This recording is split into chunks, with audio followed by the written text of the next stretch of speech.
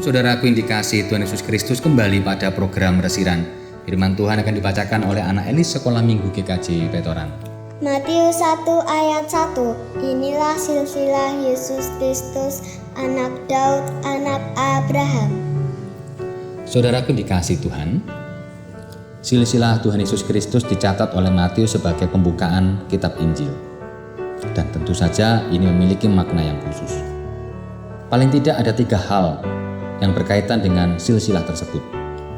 Yang pertama, silsilah tersebut membuat kita mengerti tentang asal-usul kita. Yang kedua, silsilah tersebut memampukan kita untuk belajar tentang pengalaman hidup yang terjadi di masa lampau, sehingga yang baik dapat diteruskan, sedangkan yang tidak baik dapat kita tinggalkan dan tidak diulangi.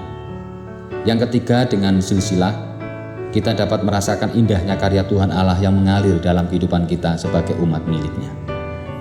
Dengan ketiga hal di atas, mari kita perhatikan beberapa nama yang tertulis dalam cerita tentang silsilah Tuhan Yesus. Diawali di ayat yang kedua, kita menemukan ada nama Yakub yang berasal dari kata Ya'anoh yang artinya penipu. Memang dalam kenyataannya Yakub telah menipu Ishak, ayahnya, supaya memperoleh hak dan berkat kesulungan. Selanjutnya pada ayat yang kelima kita menemukan nama Rut. Perempuan ini adalah orang Moab yang dianggap sebagai bangsa kafir.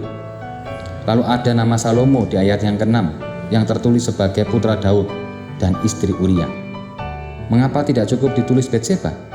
Supaya setiap kita ingat bahwa Betseba itu adalah istri Uria yang diinginkan, sehingga direbut oleh Raja Daud dengan cara yang jahat karena menghina Tuhan Allah. Dari silsilah tersebut, mari kita renungkan bersama bahwa Tuhan Yesus sesungguhnya adalah keturunan penipu, keturunan bangsa kafir dan orang jahat. Tetapi bagaimanapun juga, Allah tetap berkenan memakai semua orang dari masa lalu, orang tua maupun kakek-kakeknya Tuhan Yesus sebagai alat untuk mendatangkan karya keselamatan bagi dunia. Kita pun juga demikian. Kita bisa dipakai oleh Tuhan, apapun masa lalu kita dipakai oleh Tuhan untuk menyatakan kemuliaan-Nya. Yang terpenting adalah hari ini dan ke depan. Kita ditebus, maka kita pun harus menjadi berkat bagi banyak orang. Kiranya Tuhan menolong dan menyertai kita. Amin.